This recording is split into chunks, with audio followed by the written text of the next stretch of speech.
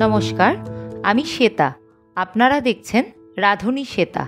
আমার আজকের রেসিপি হলো ফ্রাইড রাইস। ভীষণ জনপ্রিয় একটা রেসিপি এবং খুবই সহজ বানানো। তার জন্য আমি প্রথমে যেটা নিয়েছি 500 গ্রাম মতন বাসমতি চাল। আমি ইন্ডিয়া গেটের বাসমতি চালটা ব্যবহার করেছি। এখানে একটা হালকা ফ্লেভারও আছে, খুব সুন্দর। এটা আমি 1 ঘন্টা মতন আগে থেকে জল দিয়ে ভিজিয়ে রেখেছিলাম। চালটাকে দুবার ভালো করে ধুয়ে নেওয়ার পর জল দিয়ে এটা ভিজিয়ে রাখতে হবে। উপকরণের মধ্যে আমি 1 মুঠো কাজু, 1 মুঠো কিশমিশ নিয়েছি, একটা মাঝারি সাইজের ক্যাপসিকামকে এরকম ছোট ছোট করে কিউব করে কেটে নিয়েছি, আর 2টো গাজর সরু সরু লম্বা লম্বা করে কেটে নিয়েছি, আর 100 গ্রাম মতন বিনস নিয়েছি, একটু ছোট ছোট করে কেটে নিয়েছি যেরকমভাবে আমি দেখাচ্ছি, আর 5টা চেরা কাঁচা লঙ্কা ব্যবহার করেছি। মশলার উপকরণের মধ্যে প্রথমেই লাগছে চিনি। চিনিটা আমি একটু বেশি করে নিয়েছি, কতটা পরিমাণ আমি ব্যবহার করব সেটা আমি আপনাদের ভিডিওর সাথে সাথে বলে দেবো। নুন নিয়েছি, আর গোটা গরম মশলা নিয়েছি, 4টে এলাচ, কিছু লবঙ্গ, আর 2 ইঞ্চি মতন দারচিনি এরকম ছোট ছোট করে টুকরো করে নিয়েছি। এর সাথে লাগছে 4 থেকে 5টা তেজপাতা। তেজপাতাগুলো ভালো করে আগে থেকে ধুয়ে নিয়েছি, আর 2 চা চামচ মতন গোলমরিচ গুঁড়ো, আর 1 চা চামচ মতন লাগবে আমার শাহি গরম মশলার গুঁড়ো।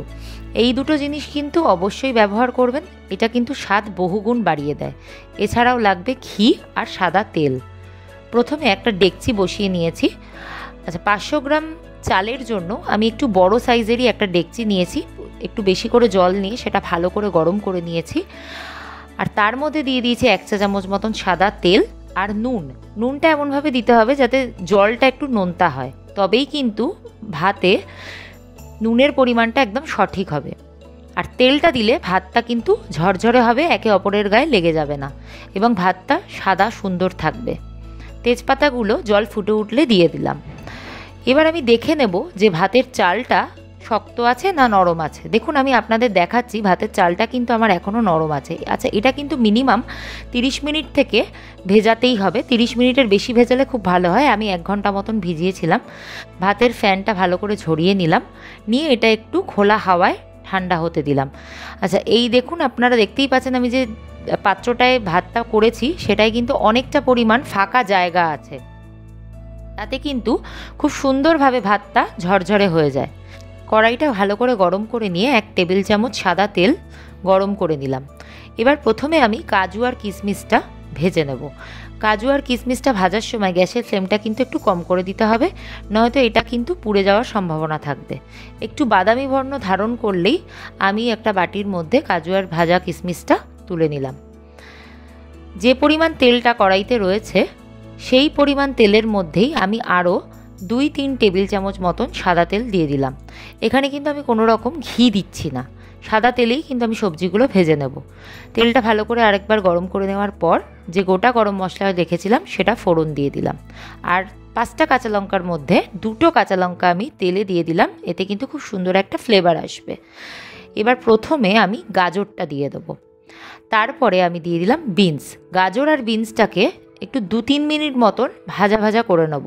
এই সময় গ্যাসের ফ্লেমটা কিন্তু একটু বাড়িয়ে দেবেন, আর খুব অল্প পরিমাণ নুন দিয়ে দেবেন যাতে সবজিটা খুব সহজেই ভাজা হয়ে যায়।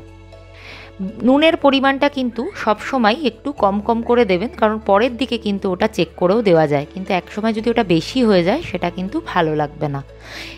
বেশ কিছুক্ষণ ভেজে নেওয়ার পর আমি এবার ক্যাপসিকাম কুচানোগুলো এর মধ্যে দিয়ে দিচ্ছি। ক্যাপসিকাম কুচানো দেওয়ার পর আমি কিন্তু এটা বেশি ভাজবো না, ক্যাপসিকামটা জাস্ট একটু ক্রাঞ্চি থাকবে সেইভাবেই আমি ভেজে জাস্ট 2 মিনিট মতন ভেজেই আমি এটা তুলে নেব। এবার আমি এটা দেখুন আলাদাভাবে কিন্তু অ্যাসেম্বল করছি।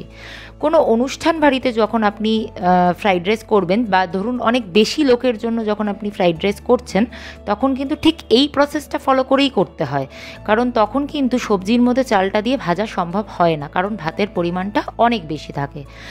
এবার আমি যে উপকরণগুলো রেখেছিলাম, ভাজা কাজু কিশমিশ, ভাজা সবজি, গোলমরিচের গুঁড়ো, গরম মশলা গুঁড়ো, নুন অল্প করে দিয়ে দিলাম, আর দেব হচ্ছে আমি চিনি, কারণ যেহেতু ফ্রাইড রাইস একটু মিষ্টি মিষ্টি হয় তাই আমি এখানে 3 টেবিল চামচ মতন চিনি ব্যবহার করেছি। আপনারা যদি মনে করেন যে আরেকটু মিষ্টি ব্যবহার করবেন সেটা অবশ্যই চেক করে আপনারা আপনাদের স্বাদ মতন দিতে পারেন। চিনিটা দেওয়ার পর এবার আমি এটা কিন্তু খুব ভালো করে আস্তে আস্তে নাড়িয়ে অ্যাসেম্বল করে নেব। নিচের সাদা ভাতগুলোকে খুব ধীরে ধীরে হালকা হাতে এইভাবে কিন্তু উপরের দিকে তুলে দিতে হবে। এবার আমি দিয়ে দেবো ঘি। ঘিটা তখন দিইনি, এখন আমি ঘিটা দিচ্ছি, একটু বেশি করেই আমি ঘি দিচ্ছি, 3 টেবিল চামচ মতন ঘি দিচ্ছি। এতে কিন্তু আপনারা যখন ফ্রাইড রাইসটা খাবেন একটা দুর্দান্ত স্বাদ হবে, কারণ ঘিয়ের পরিমাণটা কিন্তু এরকম উপর থেকে দিলে আর সবজি ভাজার সময় না দিলে এটার কিন্তু স্বাদ আলাদা হবেই। ভাতের পরিমাণটা যখন বেশি হয় তখন কিন্তু এইভাবেই ফ্রাইড রাইস করা হয় যে কোনো অনুষ্ঠান বাড়িতে, আর ঠিক এই উপকরণগুলোই ব্যবহার করা হয়। আপনারা অবশ্যই এই ভিডিওটা ফলো করে বানিয়ে আমাকে কিন্তু জানাবেন যে কেমন লাগলো। গ্যাসের ফ্লেমে আমি কিন্তু এই ডেকচিটাকে এবার বসিয়ে দিলাম। মিডিয়াম ফ্লেম করে নিয়ে 1-2 মিনিট এইভাবে নাড়াচাড়া করে নিতে হবে। খুব হালকা হাতে নাড়াচাড়া করবেন, নয়তো ভাতের চালটা কিন্তু ভেঙে যাওয়ার সম্ভাবনা থাকবে। আর যে চেরা কাঁচা লঙ্কা 3টে বাকি ছিল সেটা কিন্তু আমি এর মধ্যে দিয়ে দিলাম। এবার আমি যেটা করব, একটু চেক করে দেখে নেব যে নুন আর চিনির পরিমাণটা ঠিক আছে কিনা। আমার একটু নুন লাগতো, তাই আমি সামান্য পরিমাণ নুন উপর থেকে ছড়িয়ে দিচ্ছি। আপনারাও কিন্তু এই সময় অবশ্যই একটু চেক করে দেখে নেবেন যে আপনাদের নুন চিনি বা কীরকম স্বাদ, যদি ঘি লাগে আর একটু ঘিও দিতে পারেন, সেই মতো চেক করে দেবেন। এবার আমি যেটা করব, একটা চাটু নেব। চাটুটাকে খুব ভালো করে গরম করে নেব। প্রথমে তার জন্য হাই ফ্লেম করে রাখবো, দিয়ে আমি ডেকচিটা এর ওপর বসিয়ে রাখবো। এই প্রসেসটা যদি আপনারা ব্যবহার করেন তাহলে আপনারা কিন্তু দেখবেন যে আপনাদের ফ্রাইড রাইসটা কত সুন্দর হবে। আমার এই ভিডিওটা যদি আপনাদের ভালো লেগে থাকে তাহলে অবশ্যই কিন্তু একটা লাইক করবেন। গ্যাসের ফ্লেমটা কম করে দিয়ে আমি কিন্তু এটা দমে 10 থেকে 15 মিনিট মতন রেখে দিয়েছি। 10-15 মিনিট বাদে আমি এটা ঢাকনা খুলে দেখিয়ে দিচ্ছি যে কীরকম সুন্দর এবং ঝরঝরে খেতে হয়েছে। যখন আপনারা পরিবেশন করবেন তখন কিন্তু এই চাটুটা হালকা গরম করে নিলেই কিন্তু খুব সুন্দরভাবে গরম হয়ে যাবে ফ্রাইড রাইসটা। তৈরি হয়ে গেল আমার অতি জনপ্রিয় বাঙালির ফ্রাইড রাইস। কেমন লাগলো আমাকে কিন্তু জানাতে ভুলবেন না।